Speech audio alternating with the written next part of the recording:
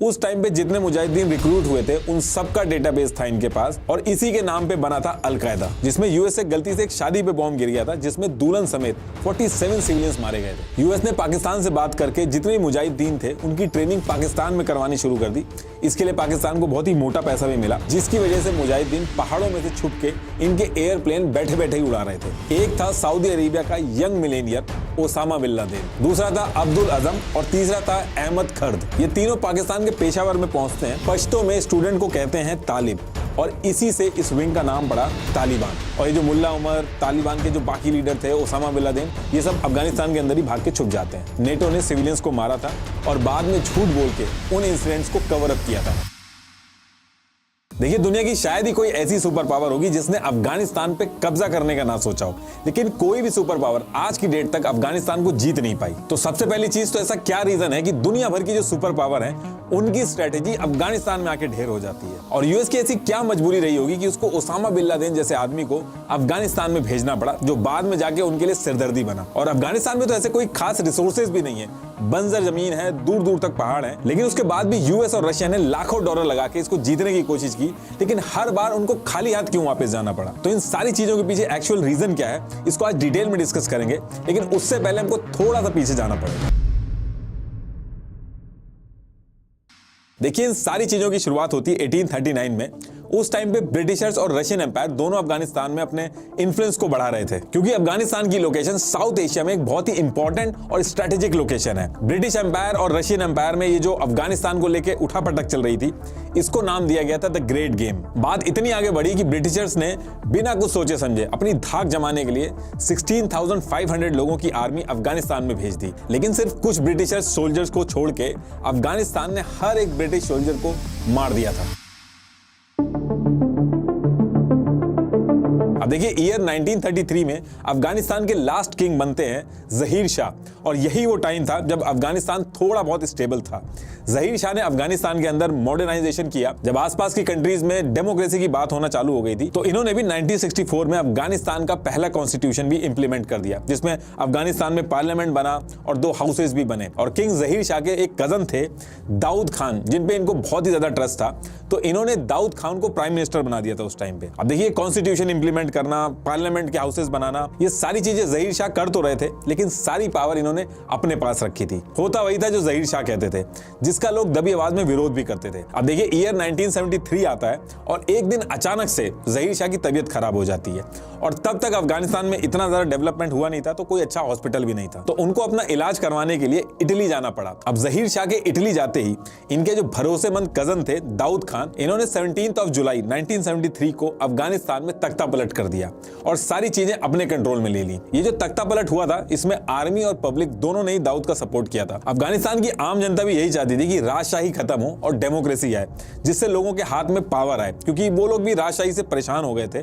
इसलिए उन्होंने दाऊद खान जो थे उनका ज्यादा विरोध नहीं किया। अब जाहिर शाह को इटली में ये चीज पता चलती है कि अफगानिस्तान में तख्ता पलट हो गया है, और अगर वो वापस गए तो उनको मार दिया जाएगा, इसलिए वो इटली में ही एग्जाइल ले लेते हैं और वहीं पे रहते हैं। अब इसके बाद दाऊद खान खुद को अफगानिस्तान का प्रेसिडेंट बना देते हैं और डेमोक्रेसी इंप्लीमेंट करते हैं।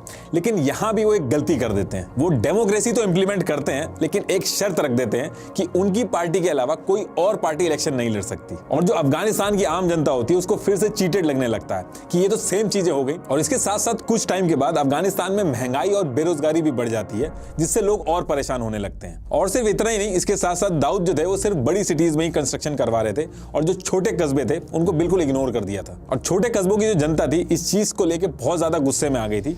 उनको लगने लगा कि इससे बढ़िया तो जहीर शाही थे। दाऊद खान की ये सारी चीजें देख के और इन सब चीजों से परेशान होकर अफगानिस्तान के कई सारे ग्रुप्स मिलकर एक पार्टी बनाते हैं, People's Democratic Party of Afghanistan, PDPA। ये एक कम्युनिस्ट पार्टी थी जो यूएसएसआर से इन्फ्लुएंस थी, और यूएसएसआर भी ऑल ओवर वर्ल्ड में उस पर्टिकुलर टाइम पे कम्युनिस्ट पार्टी को हर तरीके से सपोर्ट करता था। तो PDPA को भी रशिया से सपोर्ट मिला, और जब अफगानिस्तान की इकोनॉमिक कंडीशन खराब हुई, बेरोजगारी बढ़ने लगी, तो PDPA और पॉपुलर होती गई। ये चीज दाऊद खान को भी समझ में आई, तो उन्होंने PDPA को दबाने की कोशिश की, और PDPA के एक बहुत ही बड़े लीडर मीर अकबर खैबर को भी मरवा दिया उन्होंने। PDPA जो पार्टी थी, इनके लोगों को जेल में डालना शुरू कर दिया गया, और इसके बाद जगह जगह पे प्रोटेस्ट शुरू हो गए। दाऊद खान के कंट्रोल से सारी चीजें बाहर जाने लगी, और PDPA जो पार्टी थी उसको दाऊद गवर्नमेंट के कुछ बड़े मिलिट्री ऑफिसर्स भी सपोर्ट कर रहे थे, जिसकी वजह से पीडीपीए पूरे अफगानिस्तान में बहुत ही पावरफुल हो गई थी। और इसके बाद डेट आती है 27 अप्रैल 1978। इस डेट को दाऊद खान और उनकी फैमिली को मार दिया जाता है। फिर से तख्ता पलट होता है और पीडीपीए अफगानिस्तान में कंट्रोल ले लेती है। नूर मोहम्मद तराकी अफगानिस्तान के प्रेसिडेंट बनते हैं। नूर मोहम्मद यूएसएसआर के फेवरेट थे क्योंकि वो कम्युनिस्ट आइडियोलॉजी को काफी सपोर्ट करते थे। जैसे कम्युनिस्ट किसी गॉड को नहीं मानते थे, तो नूर भी इस आइडियोलॉजी को प्रोपोगेट करते थे। नूर मोहम्मद के आते ही अफगानिस्तान के अंदर बहुत ही बड़े बड़े चेंजेस होते हैं। अफगानिस्तान एक मुस्लिम कंट्री है और वहां पे नूर ने मॉडर्नाइजेशन और सेकुलरिज्म स्टार्ट किया। फीमेल्स को एजुकेशन अलाउड हुई, फीमेल्स ओपनली रोड पे भी घूम सकती थी, फैशन कर सकती थी, गाड़ी चला सकती थी। ये जो फुटेज आप अभी देख रहे थे, ये सारी उस टाइम की ओरिजिनल फुटेज है। इस पर्टिकुलर टाइम में नूर ने अफगानिस्तान के अंदर एजुकेशन कंपलसरी कर दी, सिलेबस में से रिलीजियस एजुकेशन को हटा दिया, मैरिज की मिनिमम एज बढ़ा दी, जबरदस्ती जो मैरिज की जाती थी उसको बैन कर दिया, वर्कफोर्स और पॉलिटिक्स में वुमेन का पार्टिसिपेशन बढ़ाने की बात की, रिलीजियस लीडर का जो इन्फ्लुएंस था उसको कम कर दिया और रिलीजन का पब्लिक डिस्प्ले तक बंद कर दिया। नूर यहां पे भी रुकते नहीं है, यूएसएसआर के इन्फ्लुएंस में आके वो लैंड रिफॉर्म भी लेके आते हैं, जिसमें यह था कि जिन लोगों के पास जमीन ज्यादा है वो उनको देंगे जिनके पास जमीन कम है, और लोगों में इक्वालिटी के लिए जो डेट था एग्रीकल्चर को लेके वो भी उन्होंने माफ कर दिया। ये सारी चीजें जो नूर कर रहे थे, इसकी वजह से नूर मोहम्मद गवर्नमेंट के अपोज में जो लोग थे वो कहने लगे कि गवर्नमेंट तो ट्रेडिशनल अफगान वैल्यूज को सीधे सीधे चैलेंज कर रही है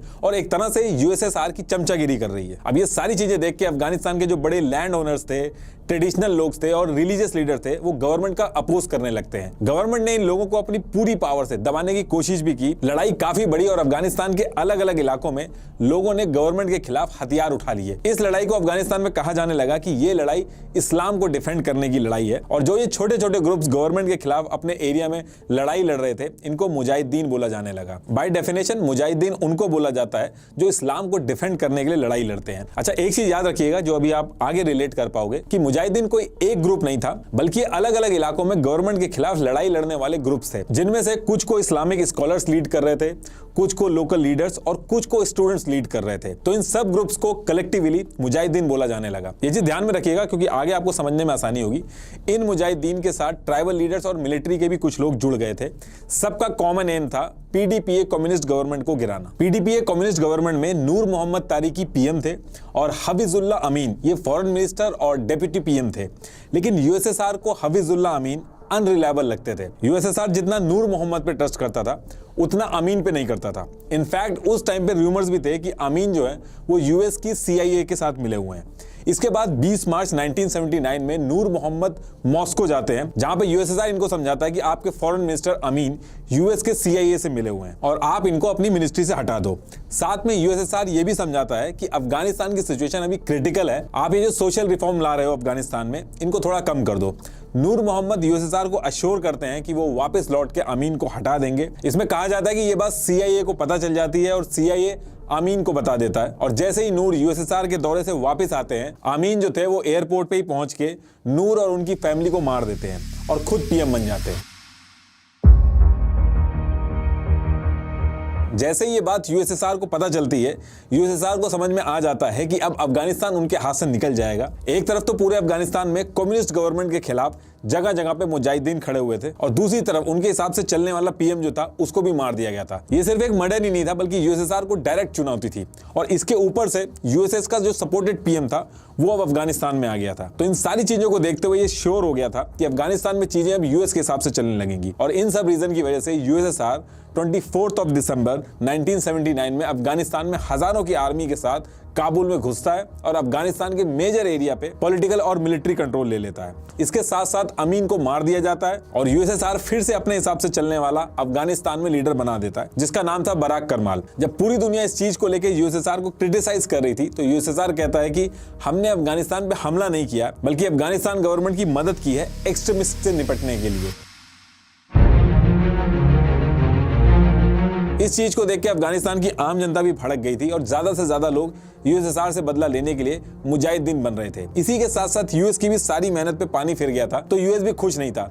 यूएस के प्रेसिडेंट जिमी कार्टर ने अनाउंस कर दिया था कि अफगानिस्तान ये जो किया है यूएस पर्शियन गल्फ रीजन में यानी कि अफगानिस्तान में, इससे यूएस को भी खतरा है और यूएस अपने इंटरेस्ट को बचाने के लिए हर हद तक जाएगा, चाहे मिलिट्री क्यों ना उतारनी पड़ जाए। और फिर यहां से एंट्री होती है यूएस की। देखिए, एशिया के अंदर यूएस के दो ही साथी थे, एक पाकिस्तान और दूसरा सऊदी अरेबिया।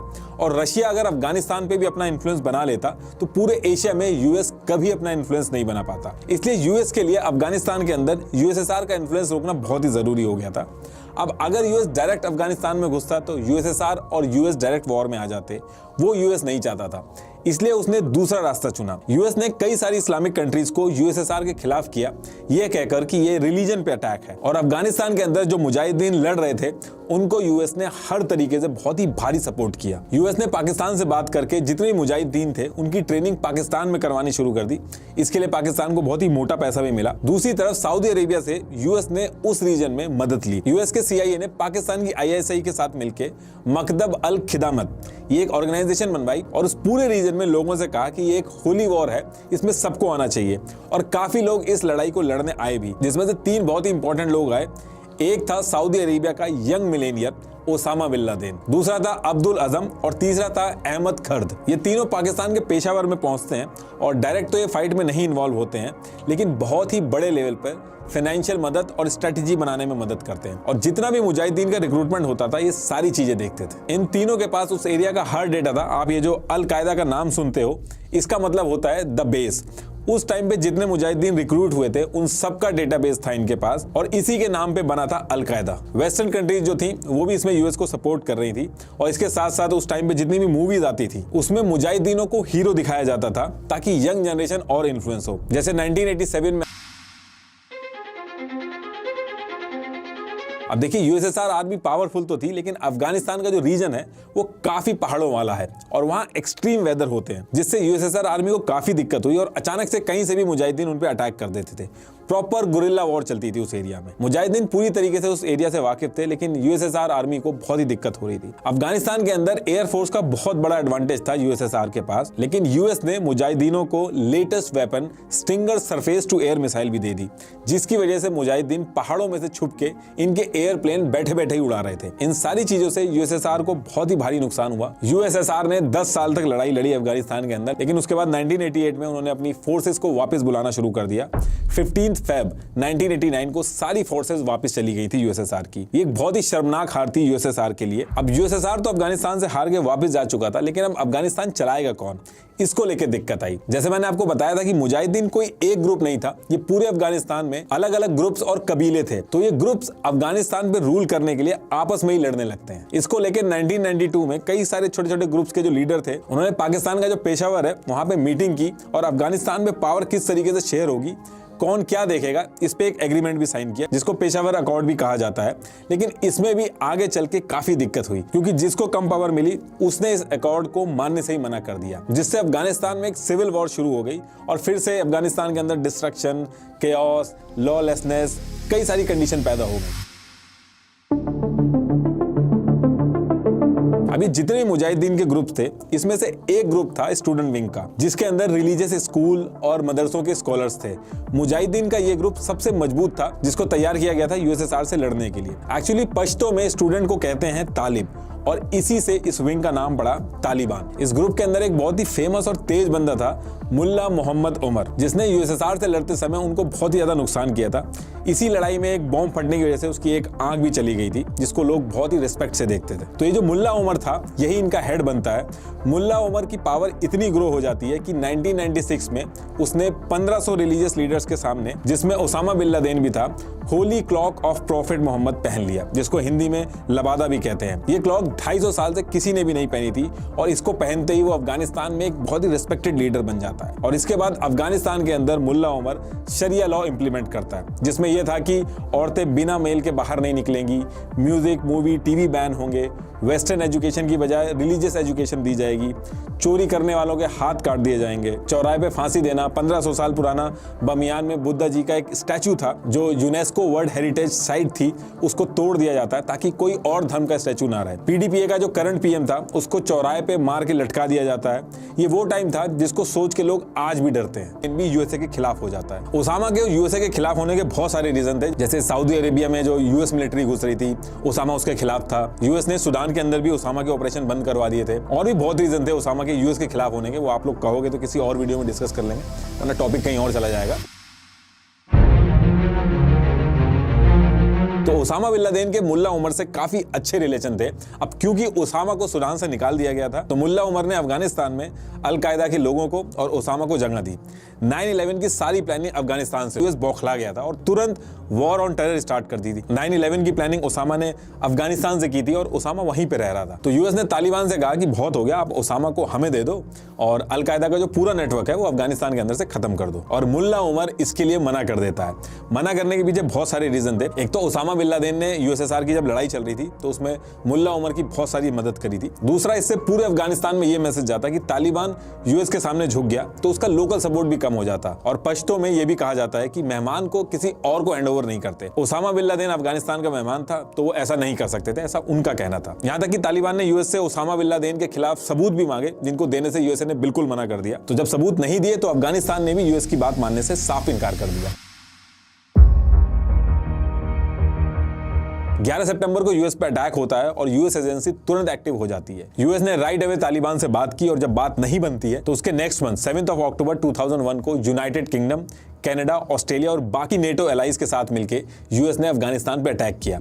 शुरू में यूएस ने तालिबान और अल-कायदा के मेजर इलाकों में सिर्फ एयर स्ट्राइक करी, जमीन पे अपने सोल्जर्स नहीं उतारे थे और उनके सप्लाईज वगैरह सब बंद कर दिए। इस ऑपरेशन को नाम दिया गया था ऑपरेशन एंड्यूरिंग फ्रीडम। इसके कुछ दिन बाद एयर स्ट्राइक बंद होती है और यूएस और उसके साथी देश की स्पेशल फोर्सेस अफगानिस्तान में भेजी जाती हैं, जिसमें यूएस आर्मी की डेल्टा फोर्स, नेवी सील्स और ब्रिटिश की एसएस थी। 7 अक्टूबर को अटैक स्टार्ट होता है और 9 नवंबर को ये लोग तालिबानियों के गढ़ मजर ए शरीफ सिटी एक है उसको कैप्चर करते हैं। उसके 4 दिन बाद 13 नवंबर को यूएस अफगानिस्तान से तालिबान सरकार को हटा देता है और उसके नेक्स्ट मंथ ही अफगानिस्तान की मेजॉरिटी एरिया जो थे, कंधार वगैरह, यूएस उस पर कंट्रोल ले लेता है। और ये जो मुल्ला उमर, तालिबान के जो बाकी लीडर थे, ओसामा बिन लादेन, ये सब अफगानिस्तान के अंदर ही भाग के छुप जाते हैं और एक तरीके से एक अनसेट कम्युनिकेशन में तालिबान को डिफीटेड मान लिया जाता है। लेकिन यूएस मेनली जिस चीज के लिए आया था, यानी कि ओसामा बिन लादेन को ढूंढने, उसको पकड़ने, वो नहीं हो पाया था। अब यूएस का अफगानिस्तान में आने का एक ही गोल था और वो था अल-कायदा को खत्म करना और ओसामा बिन लादेन को पकड़ना। लेकिन ओसामा उनकी रीच से बिल्कुल बाहर था। ओसामा बिन लादेन को तो यूएस ढूंढ ही रहा था, लेकिन साथ साथ में दिसंबर 2001 में यूएस ने अपने हिसाब से चलने वाली गवर्नमेंट एक अफगानिस्तान में बना दी। प्रॉपर इलेक्शन हुए और हामिद करजाई को 55.4% वोट मिले और वो इस्लामिक रिपब्लिक ऑफ अफगानिस्तान के प्रेसिडेंट बने। ये पूरा प्रोसेस यूएस ने करवाया और यूएस के हिसाब से ही प्रेसिडेंट भी चलते थे। लेकिन इस पूरे इलेक्शन में तालिबान के लोगों को अलग रखा गया। हालांकि पूरी दुनिया में लोगों ने यह कहा कि यूएस को ऐसा नहीं करना चाहिए था, वो भी वहां के सिटीजन ही है, लेकिन यूएस नहीं माना और ये चीज आगे चल के फिर से यूएस को नुकसान देती है। सेम ईयर 2003 में यूएस ने इराक पे इन्वेड कर दिया और यहां से यूएस का जो फोकस था वो 2 जगह पे शिफ्ट हो गया था और ओसामा, जिसने 9/11 करवाया था, वो अब तक नहीं मिल पा रहा था। जैसे ही यूएस का फोकस इराक की तरफ जाता है, तालिबान फिर से यूनाइटेड होने लगते हैं। पाकिस्तान का एक नॉर्दर्न वेस्टर्न रीजन है जिसे federally administered tribal area FATA कहते हैं। यहां पे तालिबान फिर से इकट्ठा होकर यूएस के खिलाफ तैयारी शुरू कर देते हैं। मुल्ला उमर जो काफी टाइम से छुपा बैठा था, उसके भी स्टेटमेंट बाहर आने शुरू हो जाते हैं और इन लोगों ने Haqqani network, Islamic movement of Uzbekistan IMU और अल-कायदा से अलायंस करके अपनी तैयारी बहुत ही तेजी से शुरू कर दी यूएस के खिलाफ। दूसरी तरफ जो यूएस ने अफगानिस्तान में गवर्नमेंट बनाई थी, कहा जाता है कि नीचे से लेकर ऊपर तक सब पैसा खाने में लगे हुए थे। डेवलपमेंट के नाम पे हर सरकारी अफसर ये टारगेट कर रहा था कि यूएस से कैसे ज्यादा से ज्यादा पैसा ले लिया जाए।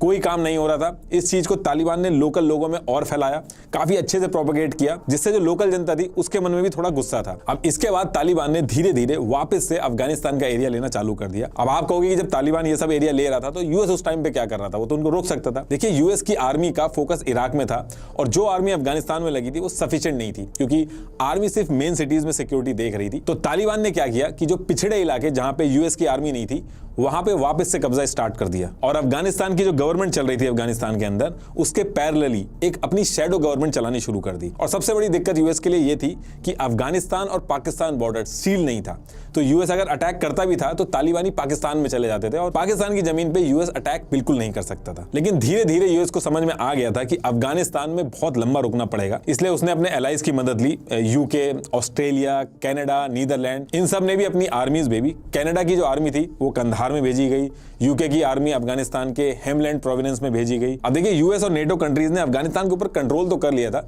लेकिन इनसे गलतियां भी बहुत हुई, जिसकी वजह से अफगानिस्तान की जो आम जनता थी वो इनके खिलाफ होती जा रही थी डे बाई डे। मई 2006 में यूएस आर्मी के ट्रक से एक एक्सीडेंट हो गया, जिससे अफगानिस्तान सिटीजन की डेथ हो गई। लोगों ने पत्थरबाजी की तो वहां पे यूएस आर्मी ने 20 सिविलियंस को मार दिया। ऐसे ही मार्च 2007 में शिनवर जो है, वहां पे यूएस आर्मी पे तालिबानियों ने हमला किया। वहां पे भी यूएस आर्मी ने क्या किया, सिविलियंस पे गोली चला दी, 12 सिविलियंस मारे गए। सितंबर 2009 में कुंडुज में तालिबानियों ने 2 ऑयल टैंकर को हाईजैक कर लिया। इसके जवाब में नेटो ने एयर स्ट्राइक करना शुरू कर दिया, जिसमें 179 लोग मारे गए और इसमें 100 से ज्यादा सिविलियंस थे। और जब बाद में सिविलियंस का पता चला तो जर्मनी को आखिरी में आके विक्टिम की जो फैमिलीज थी उनको $5,000 कॉम्पनसेशन देना पड़ा। 2008 में हस्का महीना में यूएस ने एक एयर स्ट्राइक की, जिसमें यूएस से गलती से एक शादी पे बॉम्ब गिर गया था, जिसमें दुल्हन समेत 47 सिविलियंस मारे गए थे। ये सारी चीजें तो चली रही थी। फिर आता है जुलाई 2010, जिसमें विकीलीक्स ने अफगान वॉर से रिलेटेड यूएस गवर्नमेंट के 90,000 से ज्यादा डॉक्यूमेंट लीक कर दिए। इसमें से कई डॉक्यूमेंट से पता चला कि कैसे नेटो ने सिविलियंस को मारा था और बाद में झूठ बोल के उन इंसिडेंट्स को कवर अप किया था। इसकी वजह से दुनिया भर में अफगानिस्तान में यूएस इन्वॉल्वमेंट का क्रिटिसिज्म हुआ। इन सब इंसिडेंट्स की वजह से अफगानिस्तान की जो आम जनता थी उनको ये लगने लगा कि यूएस आर्मी जो है, उनके मन में अफगानिस्तानी लोगों और उनके कल्चर के लिए कोई रिस्पेक्ट नहीं है। और ये सारी चीजें जब डे बाय डे बढ़ रही थी तो अफगानिस्तान गवर्नमेंट के जो लोग थे,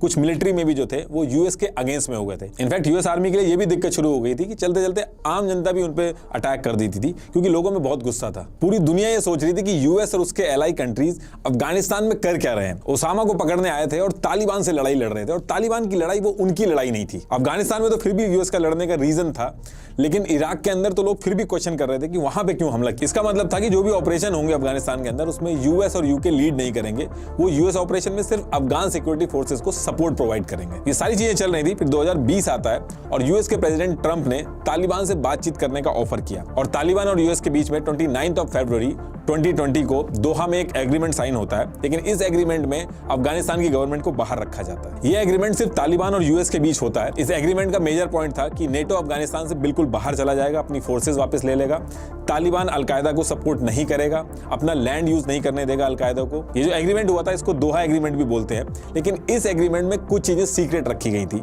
जिन्हें पब्लिक नहीं किया गया था, और वो चीजें सिर्फ यूएस और तालिबान के बीच में ही रही। यहां तक कि अफगानिस्तान की गवर्नमेंट तक से शेयर नहीं करेगी। आगे चल के अफगानिस्तान गवर्नमेंट ने यह भी कहा कि यूएस और तालिबान ने मिलकर हमारे खिलाफ कुछ ना कुछ जरूर प्लान किया होगा जिससे हमें नुकसान हो। यह एग्रीमेंट होने के बाद यूएस आर्मी अफगानिस्तान से विड्रॉ करना स्टार्ट करती है और अगस्त 2021 में पूरी तरीके से अफगानिस्तान छोड़ के वापस चली जाती है। ये सारी चीजें जब हो रही होती हैं तो अफगानिस्तान के प्रेसिडेंट अशरफ गानी देश छोड़ के भाग गए। लेकिन आम जनता को तालिबान वाला टाइम याद था, उनको डर था कि अब तालिबान उनको छोड़ेगा नहीं, स्पेशली वो अफगानी लोग जो यूएस के साइड पे थे या यूएस के साथ मिलकर काम कर रहे थे। 7 सितंबर 2021 को तालिबान अफगानिस्तान से अफगानिस्तान गवर्नमेंट को हटा देता है और अपनी नई गवर्नमेंट अनाउंस कर देता है, जिसमें मुल्ला मोहम्मद हसन अखुंड को प्राइम मिनिस्टर और अब्दुल गानी बरादर को डेप्यूटी प्राइम मिनिस्टर अनाउंस किया गया। ये सब होने के बाद तालिबान ने मल्टीपल टाइम बोला कि उनको डरने की बात नहीं है, महिलाओं को वो सारे राइट देंगे और किसी को मारेंगे नहीं और ज्यादा स्ट्रिक्ट लॉ नहीं रखेंगे। लेकिन अभी आप देख रहे होंगे जैसे जैसे टाइम आगे बढ़ रहा है वो अपनी बात से मुकर रहे हैं। सितंबर 2021 में तालिबान ने कहा कि वो प्राइमरी स्कूल में फीमेल्स को एजुकेशन देना चालू रखेंगे। लेकिन इसके एक महीने बाद तालिबान ने गर्ल्स के सेकेंडरी स्कूल अटेंड करने से मना कर दिया। इसके बाद दिसंबर 2022 में तालिबान ने सभी फीमेल्स की हायर एजुकेशन पे बैन लगा दिया। और अभी एक दिक्कत और है अफगानिस्तान के साथ, यूएस के बैंक्स में अफगान गवर्नमेंट के $7 बिलियन के फंड फ्रीज कर दिए गए। ये यूएस ने किया है और इनको वापस नहीं कर रहे हैं, जिसके बाद अफगानिस्तान में सीरियस इकोनॉमिक क्राइसिस आ गया है। इस इकोनॉमिक क्राइसिस की वजह से अफगानिस्तान में 2 करोड़ से ज्यादा लोगों को प्रॉपर खाना तक नहीं मिल पा रहा है और 70 लाख लोग भूख से मरने के कगार पे हैं। तालिबान को 2021 से अभी तक किसी भी कंट्री ने रिकॉग्नाइज नहीं किया है और दुनिया के बहुत से देशों ने कहा है कि वो तालिबान गवर्नमेंट को तब रिकॉग्नाइज करेंगे जब वो एक इंक्लूसिव गवर्नमेंट बनाएंगे और वुमेन और माइनॉरिटी के राइट्स को इंश्योर करेंगे। अभी करंट सिचुएशन की बात करें तो अफगानिस्तान के अंदर चीजें बहुत खराब चल रही हैं। वहां पे ह्यूमैनिटेरियन क्राइसिस बढ़ता जा रहा है और ऐसा कहा जा रहा है कि लगभग 28 मिलियन अफगानिस्तान की आम जनता को 2023 में सर्वाइव करने के लिए मदद की जरूरत पड़ेगी, नहीं तो वो जिंदा नहीं रह पाएंगे। और सिचुएशन ऐसे ही खराब रही अफगानिस्तान के अंदर और अदर कंट्रीज ने अगर मदद नहीं करी तो काफी सिचुएशन ऐसी बन सकती है कि तालिबान अलकायदा से आगे चल के फिर से हाथ मिला ले। इसकी भी कोई श्योरिटी नहीं है। लेकिन अगर अफगानिस्तान की सिचुएशन नहीं हुई तो ये पूरी दुनिया के लिए एक बहुत बड़ा क्राइसिस ला सकता है। और लास्ट में आपको एक बार फिर से बता दूं कि कोडिंग इन्वेडर्स पे आप एनरोल कर सकते हैं 27% का discount by using my coupon code NR27 valid for first 100 users. Thank you.